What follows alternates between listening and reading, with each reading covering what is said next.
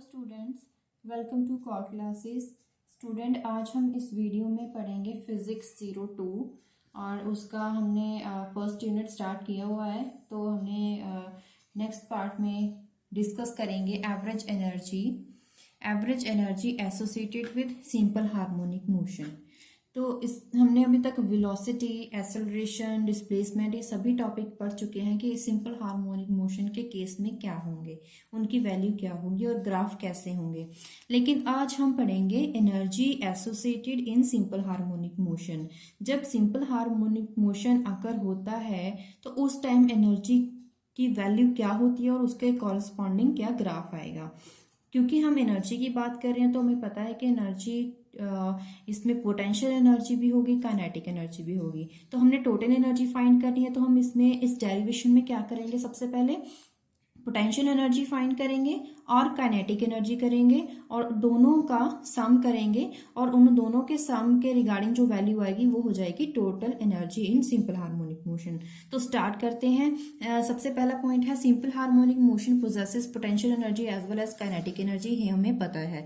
तो जो simple harmonic motion है, जब उस पर फोर्स लगाया जाएगा तो उस टाइम स्ट्रेचिंग भी होगी, कंप्रेशन भी होगी किसी पर्टिकुलर टाइम पे। अब हम मान रहे हैं कि वो रेस्ट पोजीशन पे एक ब्लॉक पड़ा हुआ है, जो उसकी इक्विलिब्रियम पोजीशन क्या है, x इज इक्वल टू 0। ये हो जाएगी उसकी इक्विलिब्रियम पोजीशन। तो इसका मतलब क्या है कि जब ये रेस्ट पोजीशन पे पड़ा है तो उसकी इक्विलिब्रियम पोजीशन है x इज इक्वल टू 0। उसके साथ जो एनर्जी जब उस पर फोर्स लगाया जाएगा उसको रिटार्ड करने वाली जो फोर्स होगी उसको हम बोलते हैं रिस्टोरिंग फोर्स।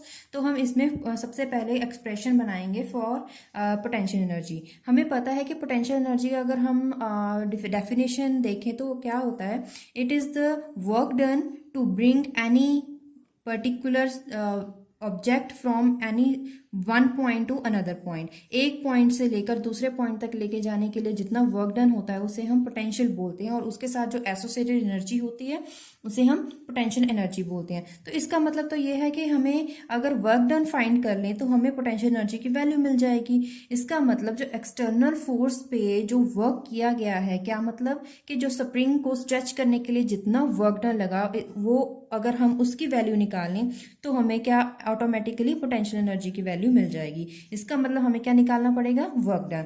तो वर्क डन क्या होता है, किसी पर्टिकुलर पॉइंट क्या था, रेस्ट पोजीशन क्या थी ब्लॉक के लिए 0। उसे कितनी पोजीशन पे लेके आना है, मैक्सिमम x पोजीशन तक। तो उसके लिए वर्क डन क्या होगा, वर्क डन का फॉर्मूला होता है force into displacement. So this is force into change in displacement FdX। तो इसमें कंफ्यूज नहीं होना। अभी हमें फाइंड करना है इसका इंटेग्रल हम इसको सॉल्व करेंगे। हमें पता है कि जो एक्सटर्नल फोर्स होता है it is equals to restoring force which is acting opposite direction, it means it has negative charge. तो अपोजिट जो एक्सटर्नल फोर्स होगा और जो रीस्टोरिंग फोर्स होगी in opposite direction, these are equal. तो it is given by kx। इसमें हम negative sign क्यों नहीं लगा रहे हैं, क्योंकि हम फोर्स पे नेगेटिव साइन लगा रहे हैं। तो हमें क्या मिल गया, एक्सटर्नल फोर्स की वैल्यू क्या है, kx। तो ये वैल्यू हम इंटेग्रल में पुट करेंगे। k कांस्टेंट है, इसको बाहर निकाल लेंगे। हमें x का इंटेग्रल फाइंड करना है, उसकी वैल्यू क्या आ जाएगी, x स्क्वायर बाय 2। तो x स्क्वायर है तो इसमें हम लिमिट पुट करेंगे, upper limit minus lower limit. जब उसको सॉल्व करेंगे आपके पास आंसर आ जाएगा हाफ kx स्क्वायर। तो ये हमने फाइंड कर लिया है वर्क डन। इसका मतलब ये जो वर्क डन है it is the potential energy. So change in potential energy can be expressed as equal to work done by the external force.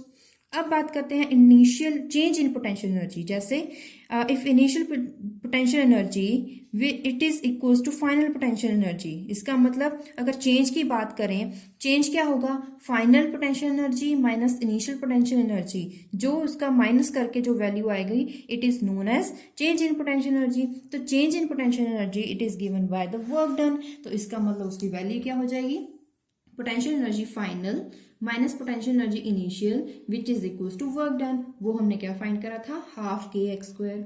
अब एक कंडीशन लगाते हैं, अगर इनिशियल पोटेंशियल एनर्जी 0 है, कब होगी?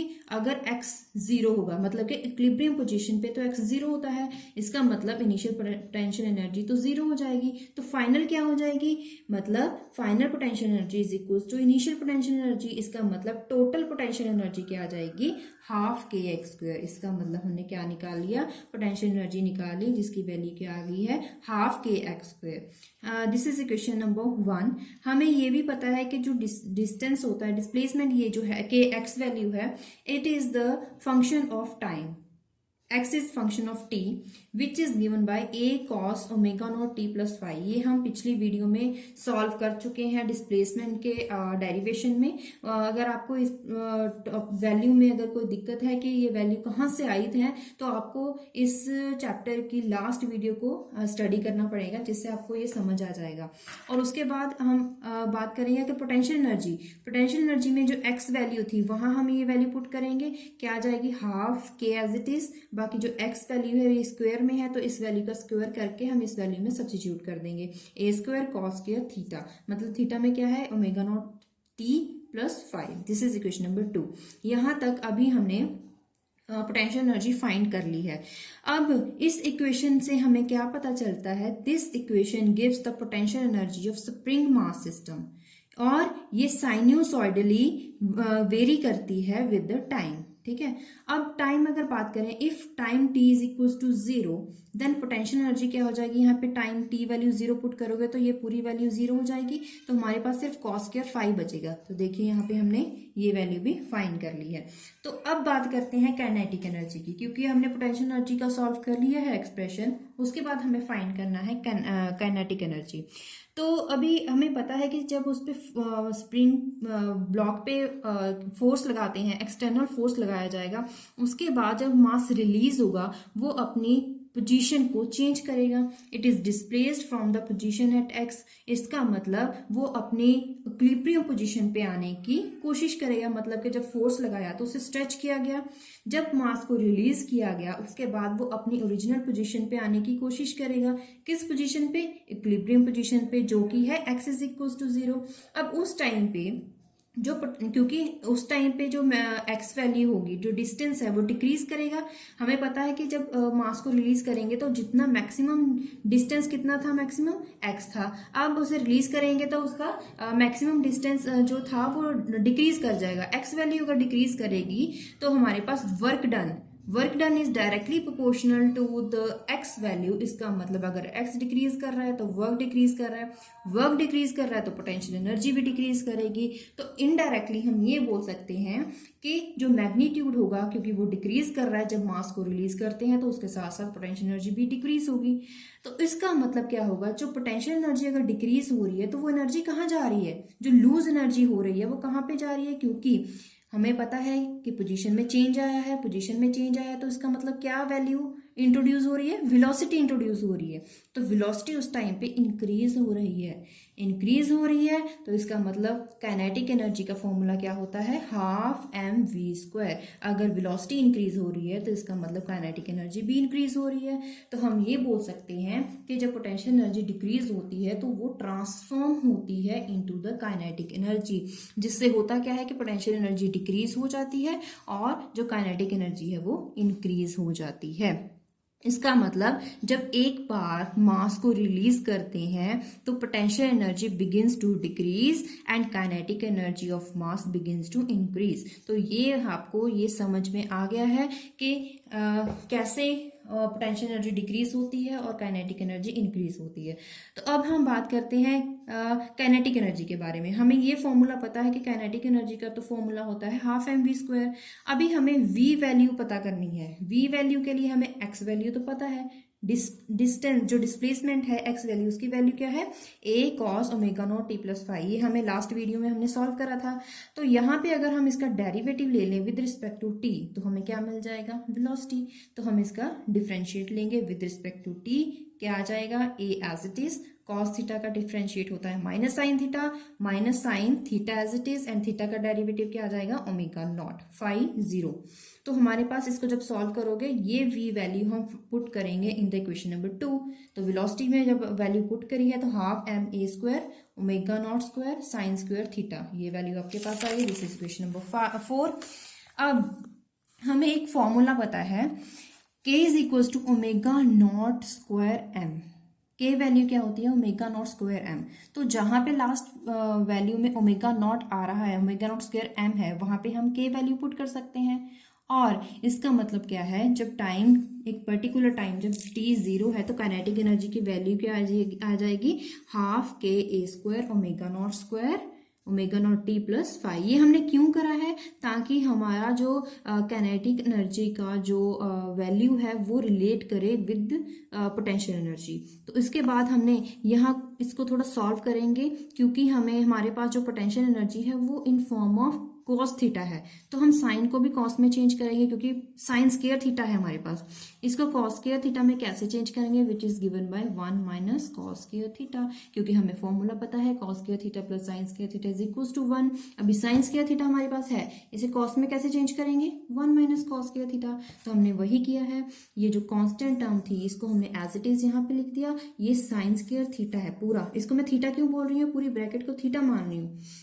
तो यहाँ पे साइन स्क्वायर थीटा बन जाएगा 1 माइनस कॉस स्क्वायर थीटा।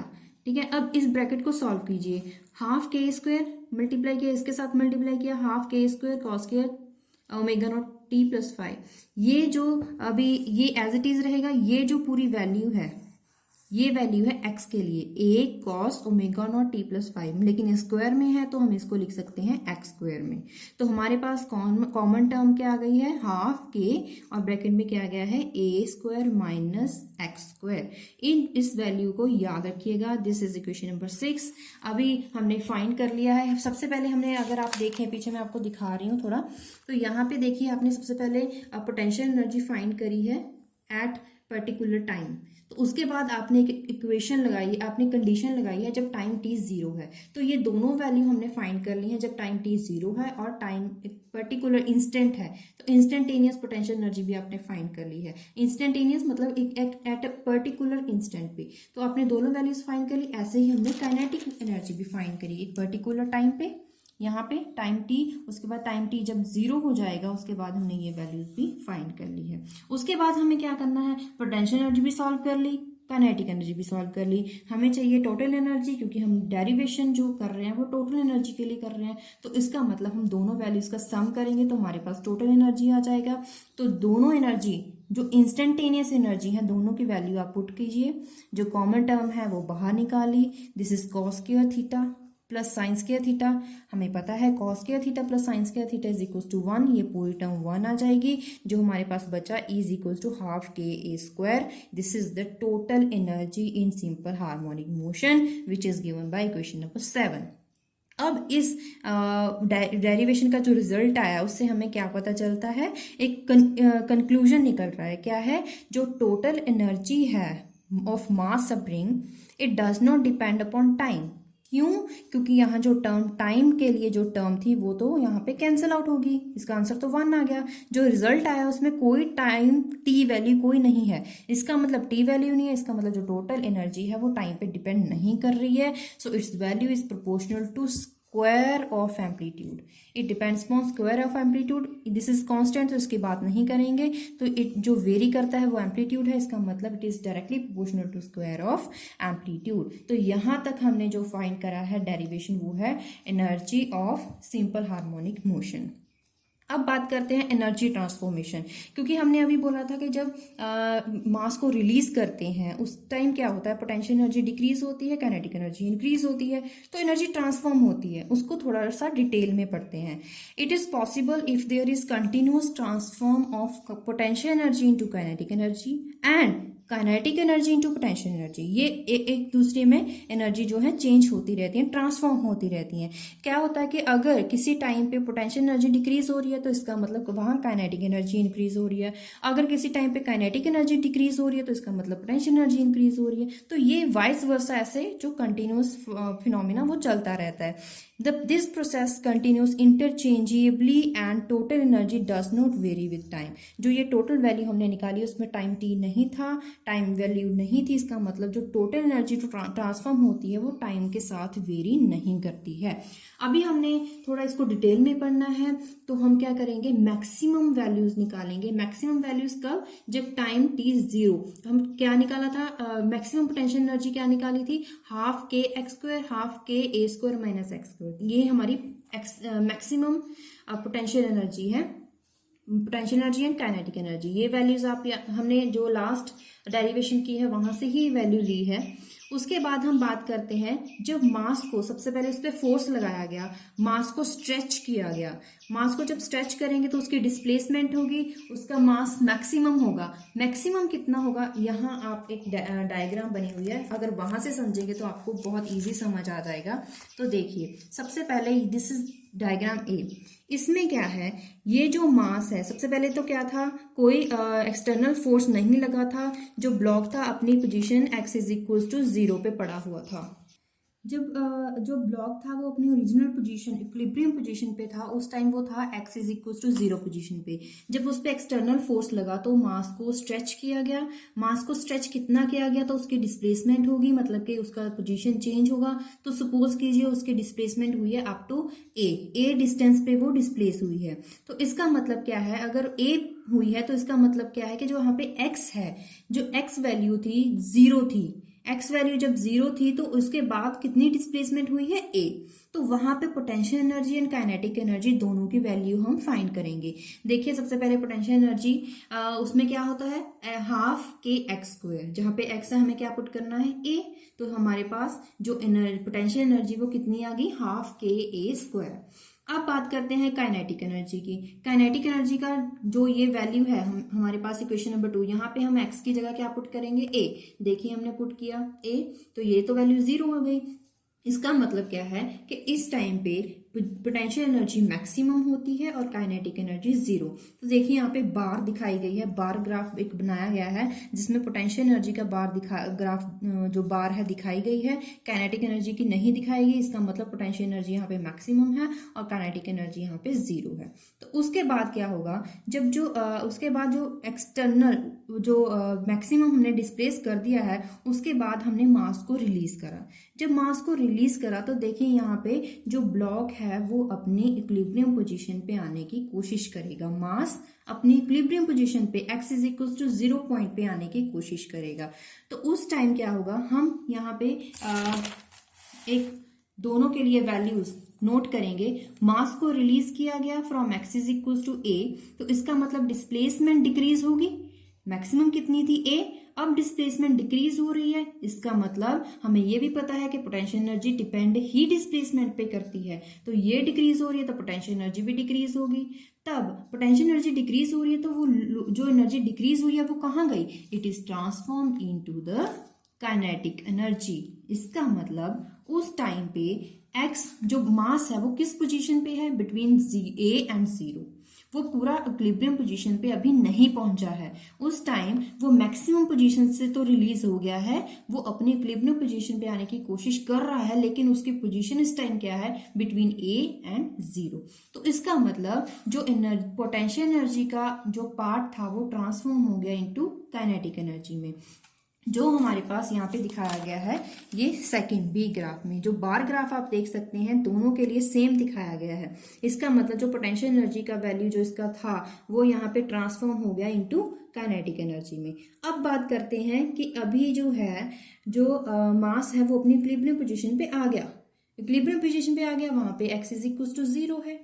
तो अगर x इज इक्वल टू 0 है तो इसके लिए हम वैल्यूज देखते हैं। या as mass reaches equilibrium position x 0 हो गया तो हमारे पास पोटेंशियल एनर्जी क्या हो जाएगी, तो यहाँ पे देखते हैं पोटेंशियल एनर्जी। यहाँ पे देखिए x is equal to 0 put करोगे तो ये पूरी वैल्यू 0 आ जाएगी, इसका मतलब पोटेंशियल एनर्जी तो 0 आ गई। उसके बाद अगर x इज इक्वल टू 0 यहाँ पे पुट करेंगे तो काइनेटिक एनर्जी क्या आ जाएगी, हाफ के ए स्क्वायर। तो इसका मतलब इसकी कोई पर्टिकुलर वैल्यू रहेगी। तो अगर हम कंपेयर करें दोनों एनर्जी को तो ये 0 है, तो ये क्या हो जाएगी, मैक्सिमम। मतलब अगर मास रिलीज करने के बाद मास अपनी इक्विलिब्रियम पोजीशन पे आता है तो उस टाइम जो पोटेंशियल एनर्जी है वो जीरो हो जाती है और काइनेटिक एनर्जी मैक्सिमम हो जाती है, जो कि बार ग्राफ में आपको इजीली समझ भी आ जाएगा। पोटेंशियल एनर्जी का ग्राफ नहीं दिखाया गया, इसका मतलब potential energy zero, kinetic energy maximum. अब बात करते हैं नेक्स्ट, उसके बाद क्या होगा, जो मास है इक्विलिब्रियम पोजीशन के आने के बाद अब स्ट्रेच होगा तो इसका मतलब वो किस एक्सिस में स्ट्रेच होगा, नेगेटिव एक्सिस पे। नेगेटिव एक्सिस पे मतलब माइनस ए, सपोज कीजिए वो माइनस ए पोजीशन पे वो स्ट्रेच हो रहा है। तो उस टाइम देखिए क्या कंडीशन होगी, ड्यू टू इनर्शिया है क्योंकि मास जो होगा वो अपनी ऑपोजिट पोजीशन पे तो जाएगा ही जाएगा। Kinetic energy moves beyond X is equal to zero in opposite direction. इसका मतलब it begins to compress, the kinetic energy almost decreases and potential energy it transformed into the potential energy। अब क्या होगा, तो यहाँ पे देखिए, यहाँ पे जो पोटेंशियल जो काइनेटिक एनर्जी मैक्सिमम थी यहाँ पे वो ट्रांसफॉर्म हो गई इनटू पोटेंशियल एनर्जी फिर से। तो देखिए दोनों के लिए ग्राफ सेम दिखा दिया गया। अब देखिए नेक्स्ट कंडीशन क्या हो जाएगी, as mass reaches maximum displacement. Maximum कौन सी, क्योंकि हम स्ट्रेचिंग की बात कर रहे हैं, स्ट्रेचिंग तो नेगेटिव एक्सिस पे होगी क्योंकि हमने मैक्सिमम डिस्प्लेसमेंट बोली थी एक्स इज इक्वल टू ए, तो नेगेटिव एक्सिस पे मैक्सिमम डिस्प्लेसमेंट क्या होगी, माइनस ए। तो x इज इक्वल टू हम क्या लेंगे, माइनस ए। अगर x माइनस ए है तो उस टाइम हम पोटेंशियल एनर्जी और काइनेटिक एनर्जी की वैल्यू देखेंगे। यहाँ पे माइनस ए पुट करेंगे तो पोटेंशियल एनर्जी तो डिक्रीज नेगेटिव आ जाएगा। यहाँ पे माइनस ए पुट करोगे तो माइनस ए यहाँ पे माइनस का जो स्क्वायर आ जाएगा वो भी यहाँ पे पॉजिटिव हो जाएगा। तो ए स्क्वायर माइनस ए स्क्वायर तो जीरो हो गया, यहाँ पे काइनेटिक एनर्जी जीरो होगी। तो ये आपको यहाँ दिखाया गया है। अब नेगेटिव एक्सिस पे यहाँ पे जो माइनस ए पॉइंट था वहाँ पोटेंशियल एनर्जी इंक्रीज हो गई और काइनेटिक एनर्जी जीरो हो गया है। उसके बाद बात करते हैं फिर से वही जो स्ट्रेचिंग हुई थी, अब वो स्ट्रेचिंग खत्म हो रही है और वापस जो मास है वो अपनी इक्विलिब्रियम पोजीशन पे आने की कोशिश करेगा। इसका मतलब जो मैक्सिमम पोटेंशियल एनर्जी तो वो फिर से काइनेटिक एनर्जी में चेंज हो जाएगी।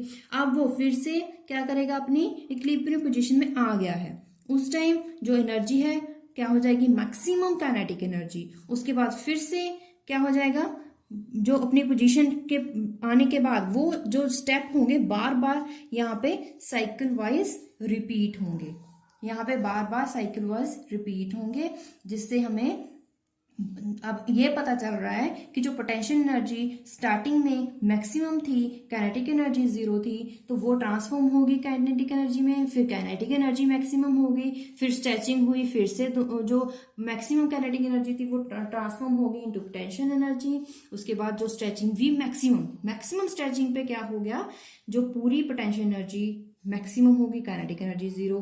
फिर से देखिए यहाँ पे ये क्या हो रहा है, एक्चुअल जितने भी आप स्टेप्स देख रहे हो उन सभी में काइनेटिक एनर्जी पोटेंशियल एनर्जी में ट्रांसफॉर्म हो रही है, पोटेंशियल एनर्जी काइनेटिक एनर्जी में ट्रांसफॉर्म हो रही है।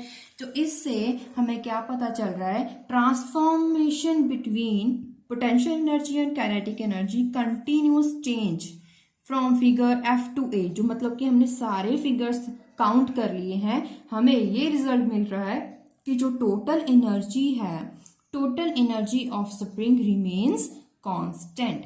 तो ये आपके लिए बहुत इंपॉर्टेंट टॉपिक है, आप इसे अच्छे से समझ लीजिए। इसको समझने की जरूरत है, इसमें रट्टा मारने की कोई जरूरत नहीं है। आपको पता है सबसे पहले हमने सबसे पहले स्ट्रेचिंग दिखानी है, स्ट्रेचिंग मैक्सिमम दिखानी है। यहाँ पे मैं एक बार दोबारा बता देती हूँ आपको।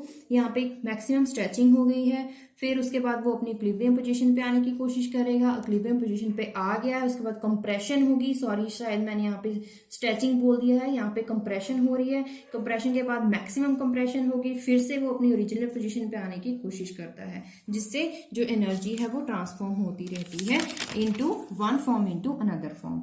अब ये जो हमने फिनोमिना समझा है, अगर हम इसे ग्राफिकली समझना चाहें तो इसको कैसे समझेंगे। यहाँ पे ग्राफ है, ये जो वैल्यू मैंने पॉइंट्स को नोट किया हुआ है, आप वीडियो को पॉज करके नोट कर सकते हो, लेकिन हम जाएंगे ग्राफ पे सीधा। जो मैं आपको ग्राफ में एक्सप्लेन करूंगी वही पॉइंट्स मैंने इसमें नोट किए हैं। तो आप यहाँ पे देख सकते हैं, यहाँ पे जो ग्राफ बनाया गया है वो बिटवीन डिस्प्लेसमेंट एंड एनर्जी। दोनों में ग्राफ बनाया गया है, जिससे हम काइनेटिक एनर्जी का कर्व बनाया, उसके बाद हमने पोटेंशियल एनर्जी का कर्व, दोनों के लिए कर्व बनाया गया है। यहाँ पे जो ये शेप दिखाई गई है अब पोटेंशियल एनर्जी, स्टार्टिंग में क्या हो रहा है कि पोटेंशियल एनर्जी डिक्रीज हो रही है और उसी टाइम काइनेटिक एनर्जी इंक्रीज हो रही है, आपको यहाँ दिखाया गया है। तो यहाँ पे जो ये लाइन दिखाई गई है ए डैश, ये जो हॉरिजॉन्टल लाइन दिखाई गई है, it is for the total energy. जो ये वैल्यूज काइनेटिक एनर्जी के लिए और पोटेंशियल एनर्जी दोनों के लिए जो वैल्यूज दिखाई गई हैं, दोनों का प्लस करोगे, वो क्या आया था हमारे पास, half k square. So this is total energy. ये कर्व जो है हॉरिजॉन्टल कर्व, ये हमें टोटल एनर्जी कर्व देता है।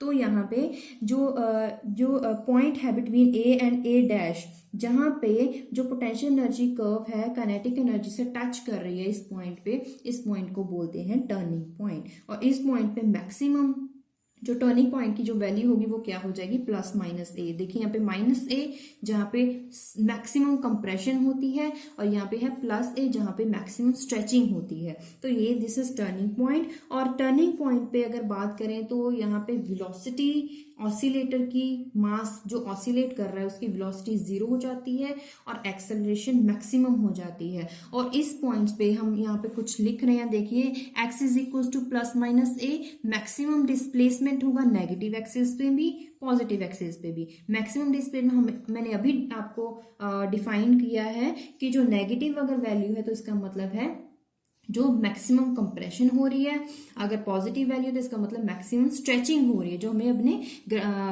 जो पीछे डायग्राम थी हमने समझी थी उसमें यह दिखाया गया था। तो टोटल एनर्जी हमने क्या निकाली, E is equal to potential energy half k square, और जो काइनेटिक एनर्जी थी वो 0 आ गई थी। और जब इक्विलिब्रियम पोजीशन पे आ गया था तो उस टाइम जो काइनेटिक एनर्जी थी वो हाफ के स्क्वायर थी। तो अगर हम दोनों पॉइंट्स में देखें तो जो टर्निंग पॉइंट था उसमें भी potential energy half k A square थी, जो जिसकी वैल्यू टोटल एनर्जी की थी, क्योंकि काइनेटिक एनर्जी 0 थी। और अगर हम बात करें इक्विलिब्रियम पोजीशन पे, उस टाइम काइनेटिक एनर्जी की value half k A square है, जो कि वैल्यू है टोटल एनर्जी की। इसका मतलब चाहे हम बात करें काइनेटिक एनर्जी की, चाहे बात करें पोटेंशियल एनर्जी की, वो दोनों कौन सी वैल्यूज देता है, टोटल एनर्जी की वैल्यूज देता है, जो कि हमने ग्राफ से समझ लिया है। तो इससे हमें ये पता चलता है कि जब मास ऑसिलेट करता है उस टाइम अगर उसकी एनर्जी एसोसिएटेड हम कैलकुलेट करना चाहें तो उसकी जो टोटल एनर्जी होगी, sum of potential energy and kinetic energy होगा। और total energy it is independent of the time value and total energy of spring remains constant. तो इससे हमने जो एक डेरिवेशन करी, उसके बाद हमने इसे डायग्रामेटिकली समझा, उसके बाद हमने उसका ग्राफ किया।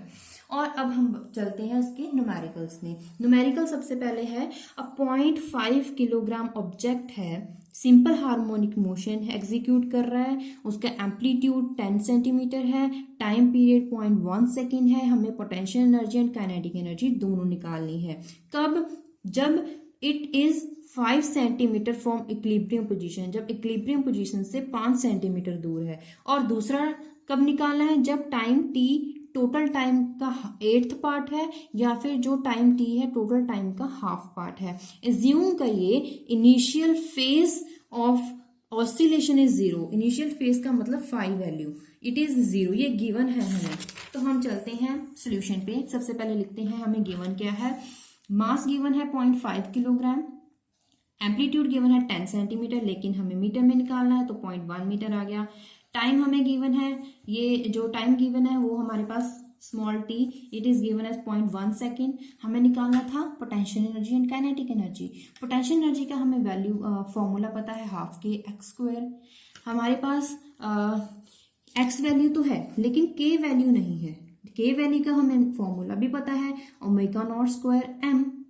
अब यहाँ पे m पता है, ओमेगा नॉट नहीं पता है। ओमेगा नॉट एंगुलर फ्रीक्वेंसी की वैल्यू भी, इसका भी फॉर्मूला पता है, वो क्या है 2 पाई अपॉन टी। इसका मतलब हम सबसे पहले ओमेगा नॉट निकालेंगे, वो इसमें पुट करेंगे, के वैल्यू आ जाएगी, तो के वैल्यू यहाँ पे इंट्रोड्यूस करेंगे तो हमारे पास पोटेंशियल एनर्जी आ जाएगी। ठीक है, तो हमने क्या करा, सबसे पहले ओमेगा नॉट निकाला 2 पाई अपॉन टी, ये हमने 2 पाई अपॉन 0.1 हमारे पास आ गई। इस वैल्यू को हम ऊपर सब्स्टिट्यूट करेंगे तो हमारे पास क्या आ जाएगा, के के क्या आ गया ओमेगा नॉट स्क्वायर, एम क्या था 0.5। अब इस वैल्यू को पोटेंशियल एनर्जी जो इक्वेशन नंबर 1 है वहां पे हम पुट करेंगे। इसमें पुट करेंगे तो हमारे पास देखिए क्या आ गया हाफ के वैल्यू, ये पूरी के वैल्यू है, और यहाँ पे क्या आ गया x square, this is x square. ठीक है, अब इसको सॉल्व करा मैंने, इसको पाई वैल्यू 3.14 ली है, इसको ओपन कर दिया, कुछ टर्म्स कैंसिल आउट हो रही हैं, आप यहाँ पे देख लीजिएगा आप। उसके बाद इन दोनों वैल्यूज को मल्टीप्लाई किया और डिवाइड किया 1.6, जो हमारे पास आ गया 2.47 जूल।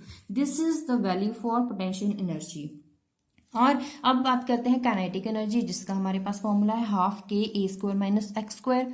हमारे पास के हमने ऊपर निकाल लिया और ए भी पता है, एक्स भी पता है, जस्ट वैल्यूज को पुट कीजिए, इसको सॉल्व कीजिए, मल्टीप्लाई करके आपके पास पॉइंट वैल्यू आ जाएगी 7.41 जूल। आप न्यूमेरिकल्स को खुद के बिहाफ पे पहले सॉल्व कीजिए, फिर उसके बाद इससे मैच कीजिए। हो सकता है कुछ टर्म्स इधर उधर हो सकती हैं डेसिमल्स में, या कि कोई गलती माइन्यूट गलती हो जाती है, तो सबसे पहले आप अपने बिहाफ पे भी सॉल्व करिएगा। उसके बाद हमारे पास एक और न्यूमेरिकल था जिसका हमें टाइम पीरियड दिया गया था, टाइम टी दिया गया था t/8। तो सबसे पहले हम इसके लिए निकालेंगे। अब बात करते हैं हमें जो निकालनी है potential energy and kinetic energy. जो ऊपर न्यूमेरिकल था उसमें तो हमने फॉर्मूला लिया था हाफ के एक्स स्क्वायर एंड हाफ के x square and half k A square minus x square. यहाँ पे हम फॉर्मूला यूज कर रहे हैं साइनोसॉइडल वैल्यूज का। ऐसा क्यों? अब ये क्वेश्चन अराइज होता है कि कहीं पे दूसरा फॉर्मूला ले रहे हैं, कहीं पे टी वैल्यू वाला फॉर्मूला ले रहे हैं कॉसाइन।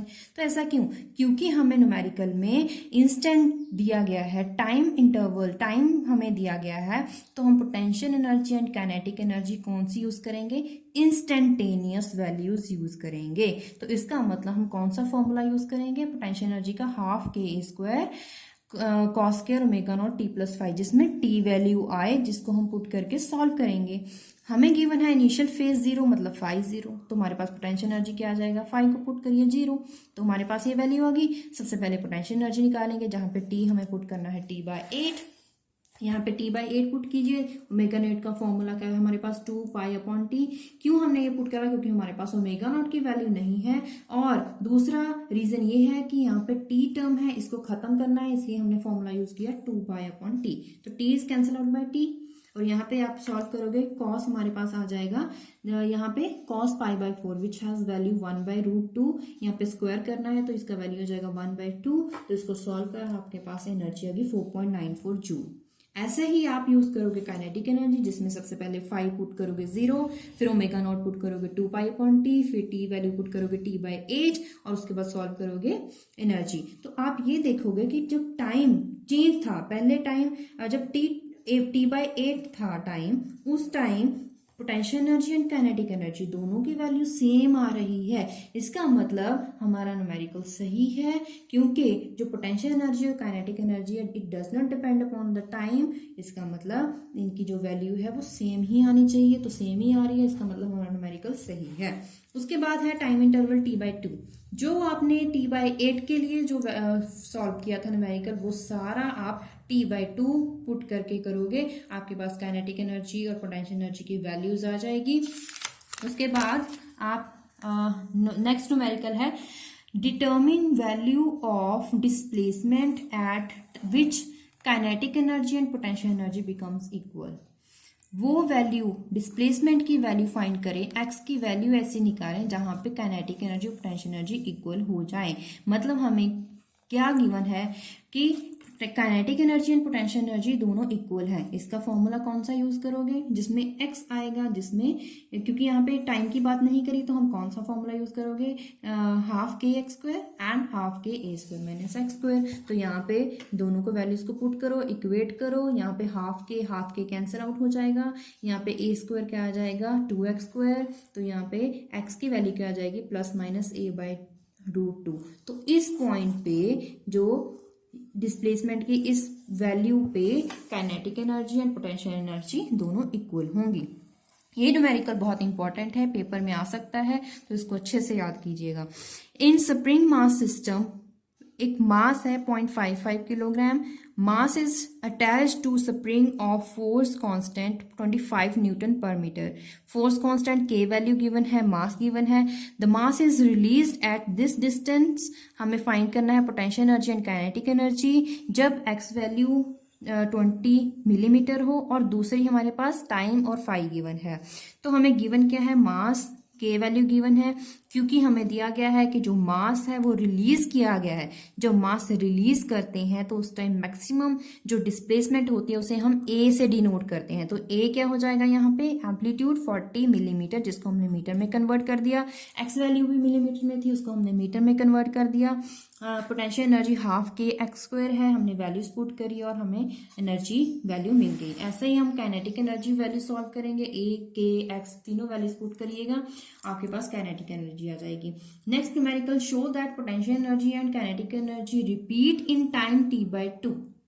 अब क्या करेंगे, अब टाइम की बात कर रहे हैं तो हमें फॉर्मूला कौन सा यूज करना पड़ेगा, इंस्टेंटेनियस वैल्यूज। तो हमने इंस्टेंटेनियस वैल्यूज यूज करी और टाइम हमें जो गिवन है, where time period of oscillation time t, जिसका फॉर्मूला, क्योंकि ओमेगा नॉट का फॉर्मूला क्या होता है 2π/t, तो यहाँ पे t क्या हो जाएगा 2π/ओमेगा। तो यहाँ पे ये वैल्यू हमें यूज करनी पड़ेगी।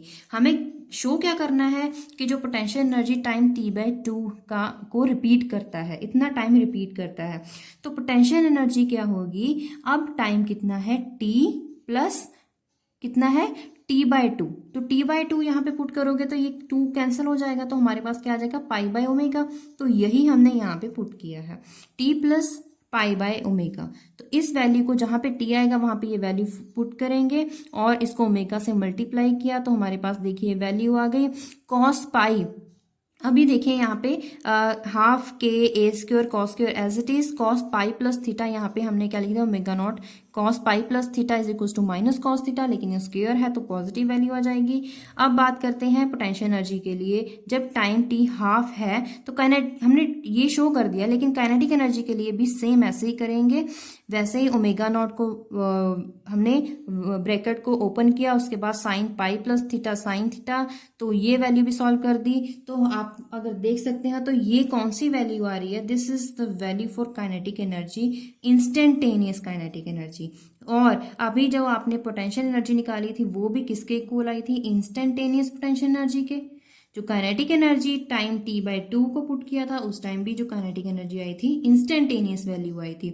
इसका मतलब क्या है, जो at time t/2 these energies repeated by 1/1। इसके बाद जो टॉपिक है वो है average energy associated with hydrogen with simple harmonic motion. तो ये एवरेज एनर्जी की जरूरत क्यों पड़ी है हमें, क्योंकि हमने तो एनर्जी टोटल एनर्जी सॉल्व करी है, तो इस टॉपिक की बात क्यों कर रहे हैं। तो सबसे पहले हम ये समझेंगे, ये जो मैं आपको समझाऊंगी ये सिर्फ आपकी अंडरस्टैंडिंग के लिए है, जो मेन टॉपिक स्टार्ट होगा वो मैं आपको बताऊंगी। तो हमें क्वेश्चन अराइज यहाँ पे होता है, why there is need of average energy, क्यों हमें इसकी जरूरत पड़ी। हम जब भी ग्राफ, हमने लास्ट में जो ग्राफ किया था पोटेंशियल एनर्जी और काइनेटिक एनर्जी के लिए, या फिर हम डिस्प्लेसमेंट के लिए, या फिर वेलोसिटी एक्सेलरेशन का जो graph with respect to time हम ड्रॉ करते हैं, तो वहां पे जो फर्स्ट हाफ साइकिल ड्रॉ करते हैं इट इज जस्ट इक्वल होता है इन सेकेंड हाफ साइकिल। मतलब area under curve first half cycle is just equal to area under curve in second half cycle. But हम ये जो दिखा रहे हैं उसमें ये देख सकते हैं, जो फर्स्ट हाफ साइकिल और सेकेंड हाफ साइकिल ये डिफरेंशिएट हैं विद एक्स एक्सिस के साथ। इसका मतलब this is along positive x axis, this is along negative x axis. इसका मतलब ये जो कंप्लीट साइकिल के लिए जो वैल्यू आएगी, ये जो वैल्यू होगी इस वैल्यू के साथ तो कैंसिल आउट हो जाएगी, प्लस एंड नेगेटिव। अगर ये इसके लिए जो वैल्यू आएगी +5 होगी तो इसके लिए तो -5 होगी, लेकिन कंप्लीट साइकिल के लिए क्या होगी +5 -5 विच इज इक्वल टू 0। मतलब over complete one cycle sum of all half cycle is equal to 0। मतलब average value of displacement velocity time over one complete cycle is equal to 0। लेकिन हमने जो instant values of energy निकाली थी with respect to time, वो हमारे पास ये values थी 1 equation and 2। These curves lie in upper half cycle only. ये जो कर्व हमने इसके लिए निकाली थी वो तो अपर साइकिल के लिए थी। मतलब जो total area under the curve it is just positive cycle, मतलब first half cycle and second half cycle दोनों ही पॉजिटिव होंगे. Total area under the curve is positive during one complete cycle. So there is the need to discuss what is the average energy. Means sum of all energies in first half cycle, second half cycle, third half cycle, fourth half cycle. मतलब एक complete cycle जो first half cycle और second half cycle से मिलके बनता है, उसके लिए हमें energy की average value को लेने की जरूरत पड़ेगी. तो ये था आपके लिए समझने के लिए. अब जो स्टार्ट होता है आपके जो डेरिवेशन स्टार्ट होती है वो है average energy associated with simple harmonic motion. इसके लिए हम वही सब कुछ करेंगे जो हमने लास्ट एनर्जी के को सॉल्व करने के लिए किया था. क्या किया था? सबसे पहले हमने पोटेंशियल एनर्जी निकाला, फिर काइनेटिक एनर्जी निकाला, फिर उन दोनों का सम किया. ये यहाँ भी वैसे ही करेंगे. सबसे पहले निकाल रहे हैं काइनेटिक एनर्जी, जिसको हम एंगल ब्रेसिस से डिनोट करेंगे. The time average of kinetic energy over one complete cycle is defined as the time from 0 to t with respect to time per unit time. तो यहाँ पे हमने काइनेटिक एनर्जी, इसकी value क्या लिखी हुई है? Equation number 2. तो ये वैल्यू हम पुट करेंगे यहाँ पे. जो कांस्टेंट टर्म्स हैं वो हम बाहर निकाल रहे हैं. तो साइन स्क्वायर थीटा का हम क्या करेंगे? इंटेग्रल सॉल्व करेंगे. तो यहाँ पे हम एज्यूम कर रहे हैं जो फेज है, initial phase is equal to 0. तो यहाँ पे जो वैल्यू आ जाएगी sine square omega naught t. हमें ये इंटेग्रल सॉल्व करना है, तो इसमें वैल्यू पुट करेंगे तो हमारे पास काइनेटिक एनर्जी की वैल्यू आ जाएगी. इसको कैसे सॉल्व करते हैं हमने +2 में सीखा हुआ है. हमारे पास साइन स्क्वायर थीटा का फॉर्मूला क्या होता है? 1 माइनस कॉस 2 थीटा अपॉन 2. यहाँ पे मैं थीटा क्या ले रही हूँ? Omega naught T. ठीक है, तो यहाँ पे देखिए मैंने क्या किया? 1 माइनस कॉस 2 थीटा अपॉन 2. अब क्या करूंगी मैं? इस जो डिनोमिनेटर है दोनों को अलग अलग करूंगी. मैंने अलग अलग कर दिया. बाकी कांस्टेंट हम साथ साथ लिख रही हूँ. तो यहाँ पे हाफ कांस्टेंट है, तो 1 जो वैल्यू है 1 वैल्यू उसका इंटेग्रल करूंगी तो t आ जाएगा. उसके बाद कॉस थीटा का करूंगी, वो क्या होता है? Sine theta divide by 2. तो उसके बाद ये 2 कहाँ से आया? थीटा का डेरिवेटिव 2. ये 1/2 मैंने बाहर लिख लिया था. अब क्या करूंगी? Upper limit minus lower limit, इसमें भी और इसमें भी. देखिए मैंने अपर लिमिट किया माइनस लोअर लिमिट, इस ब्रैकेट में भी upper limit minus lower limit. ये तो 0 हो गया, ये भी 0. तो हमारे पास क्या बचा? Constant term t/2 minus 2 to the 4 sine 2 to the 4 pi. तो यहाँ पे क्या आ जाएगा? 4 पाई. उसके बाद जब आप इसको 4 पाई अगर सॉल्व करोगे तो इट इज इक्वल टू 0. तो यहाँ पे जो वैल्यू हमारे पास आ जाएगी ka² upon 2t into t/2. इसको सॉल्व करोगे आपके पास काइनेटिक एनर्जी आ जाएगी ka² अपॉन 4. अब हमने सॉल्व करना है potential energy. Same as it is करेंगे, divided by T. Potential energy का वैल्यू फ्रॉम इक्वेशन नंबर 1 हमने पुट किया. फाई को 0 पुट करोगे तो जैसे आपने ऊपर निकाला सिर्फ डायरेक्ट वैसे ही निकालोगे, लेकिन वहां पे आपने साइन स्क्वायर वैल्यू को सॉल्व किया था यहाँ. लेकिन इस केस में क्या है? कॉस स्क्वायर थीटा का फॉर्मूला क्या होता है? 1 प्लस कॉस 2 थीटा. यहाँ पे माइनस की जगह प्लस होता है, बाकी सारी टर्म सेम होगी. एंड में जो आपके पास रिजल्ट आएगा सेम वैल्यू आएगी 1/4 ka². तो टोटल एवरेज क्या हो जाएगी? Total average energy is sum of potential energy and kinetic energy. आपने सम किया, आपके पास आ गया हाफ ka². अगर आपको याद हो जो टोटल एनर्जी आपने सॉल्व करा था उसकी वैल्यू भी हाफ ka² आ रही थी. इसका मतलब it is equal to the total energy. Result हमें क्या मिला? Sum of average potential energy and average kinetic energy it is equal to total mechanical energy. ठीक है, तो अब इसके रिगार्डिंग एक न्यूमेरिकल है. The amplitude of oscillation of a simple harmonic oscillator is 40 centimeter. Show that when the displacement is 20 centimeter, instantaneous kinetic energy of oscillation is more than its average kinetic energy. आपको ये show करना है कि इन conditions पर instantaneous kinetic energy की value ज्यादा है as compare to average kinetic energy.